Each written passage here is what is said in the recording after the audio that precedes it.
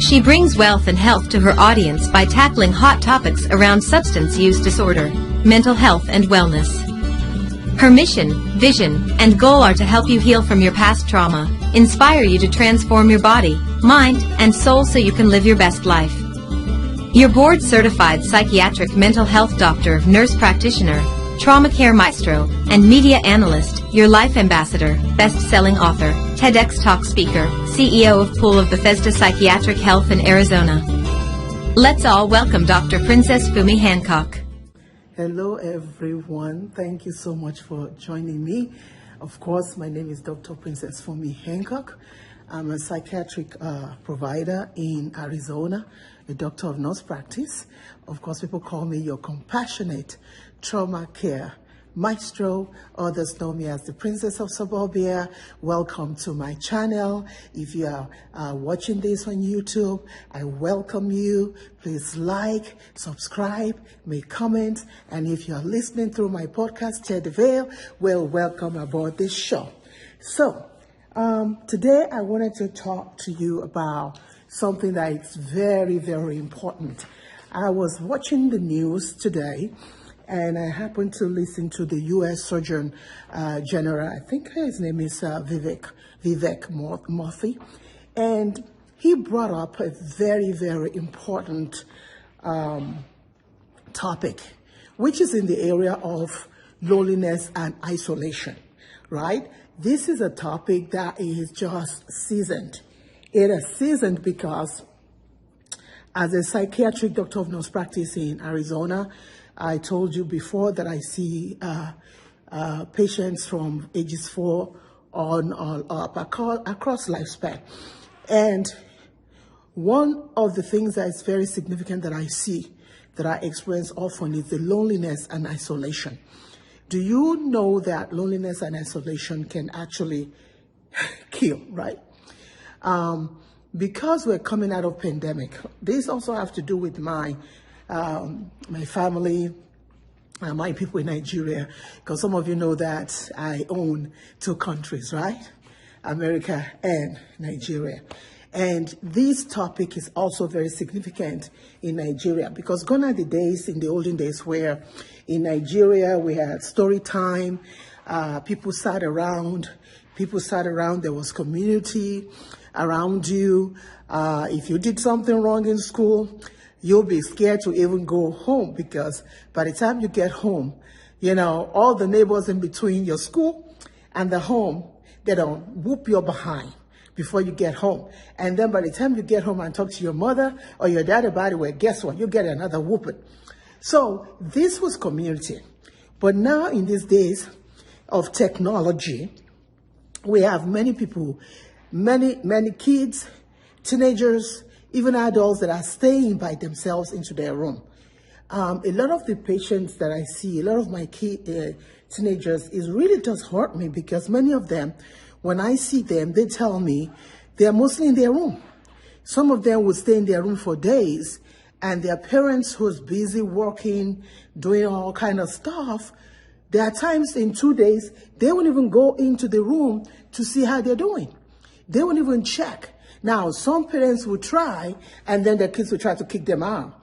So that we're now having situations where family is now sitting around the table to even talk to each other, to find out how each other are doing. Everybody, you can have 6-bedroom house, and every child will be in their own separate room, either on games, either interactive on Facebook, all kind of stuff, but sitting around the table to actually communicate with each other. So loneliness and isolation has become a huge part of our system, in not only in America, also in Europe, and of course in Africa for that matter. So what do we do? What happens when people are experiencing loneliness? A lot of things happen, a lot of bad things happen with loneliness. One of that is suicidal ideation. I'm sure that many of us have heard consistently about people that are going through suicidal ideation, teenagers, kids, as early as 4 years old, going through suicidal thoughts, suicidal ideation. Some would tell me in practice that they would just be outside of their home, and something would just tell them, I wonder what would happen if I just throw myself in front of the car.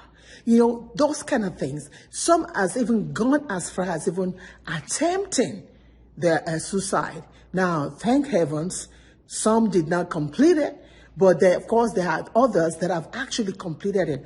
When you look at America and even look outside of America, the number of people that have actually completed suicide is quite incredible, and it is growing.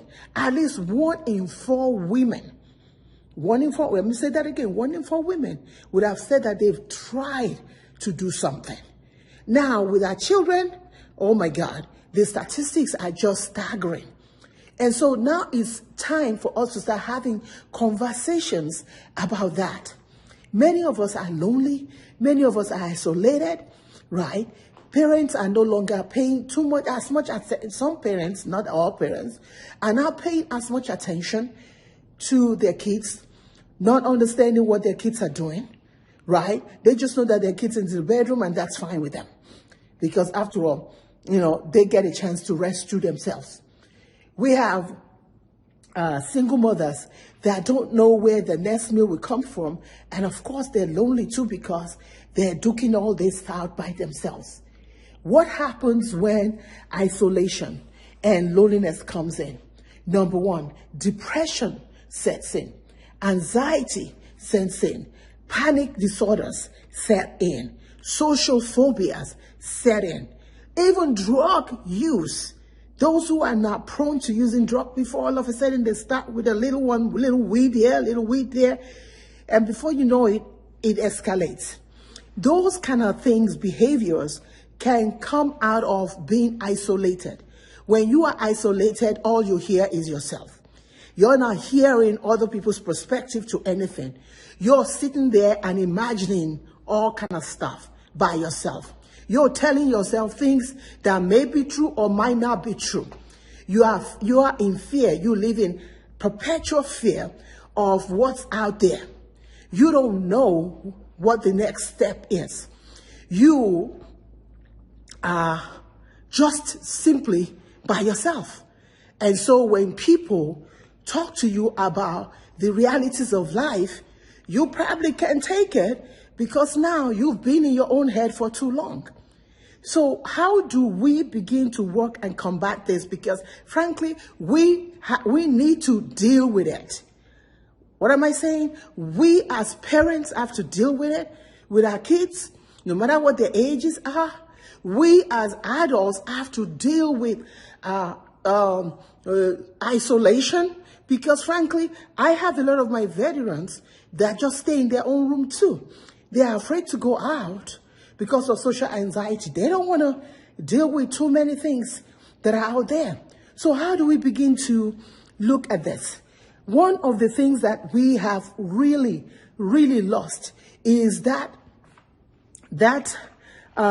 what do you call it? The knowledge of community, right? When we have community, we have people that care for one another. We have people that look after each other, right? In those days, if you don't hear from a friend or if you don't hear from a sister, you're punching that phone to say, hey sis, hey bro, are you okay? This time around, you might not hear from friends for 4 months and you'll say you're friends, right? I'm even guilty of that most times and my excuse is I'm very busy. But it's something that I recently have started thinking about, that life is too short. We need to start reaching out to one another. We need to start trying to figure out how each other are doing. We don't have to toss one out to bring one back and bring one in. The more people you have in your sphere of influence, right, in your orbit, the better you get. And so it's important for us today.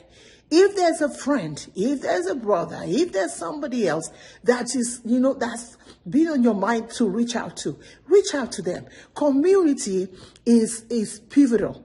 Then the second thing we have to look at is the role and the impact of social media. My goodness. Even I myself, as a psychiatric provider, I can't take it Sometimes I have to go on this social platform and just shut it down when I start, start reading some things that just rubs me in the wrong way. There are times there are some news medias that once I click in 5 minutes is too long. 1 second, I have to get out of there if I really need my brain for that day. So that in those days, we used to have shows where you worked hard all day, you come back, you can sit around the table, you can eat dinner, and then you and your family can sit back and watch a comedy that is everybody in the family can watch at the same time, right? And you don't have to throw anybody out of the house or out of the apartment to watch it or out of the room to watch it. Why can't we go back to that? Now, I do understand the impact of our leaders here, right? We're talking about Congress setting the rules for social media, Congress telling the media to do that, to do this, to do all that. But here is my perspective. What is the role of a parent? Because after all, Congress was not in that bedroom when you made that baby. Yes, you're at me. Congress was not in that bedroom when you made that baby. And now that we're having situations where freedom is being tossed in and out of something, and we're telling our government, keep your nose out of our bedrooms. Well, can we say this too? That it's important, incumbent upon us as parents, that we need to take the brunt of the role. We cannot wait for Congress and the Senate to pass the rules on how you tackle loneliness and isolation in your home. You cannot wait for Congress, even though it is good, to come up with plans on how to stop social media platforms from corrupting our children. That's right. You, myself, we have a role. And our role is the biggest role of all. Because frankly, when I see the number of the patients that I see, right? There's so much light in my face today, this morning. When I see the number of my teenagers, and every time I see them, where's this person? Oh, at work. Where's that person? Oh, it's not here. This isn't about Congress. This is about parents taking care of what needs to be done, regardless of work. Working hard is one part of taking care of our family, right? We all agree to that. But the other part of it is also taking time to know what your children are doing in their rooms. And of course, if you're an adult who is going through depression and anxiety, and you have family, it's incumbent upon you to seek help so that you can help your family too. And so when I talk about isolation and just being by ourselves and loneliness, it is time that we need to start to reach out to other people. Let's go back to that time where family matters, where people can come together and just have a blast, where neighbors can bring things to the front, like a basket of hot buns, and y'all can sit around the pool or sit around anywhere and just have fun, simple fun, where neighbors can become friends, where our kids and the neighbors can reach out and even look out for one another. I know that is hard to think in these days where people have guns and all kind of stuff.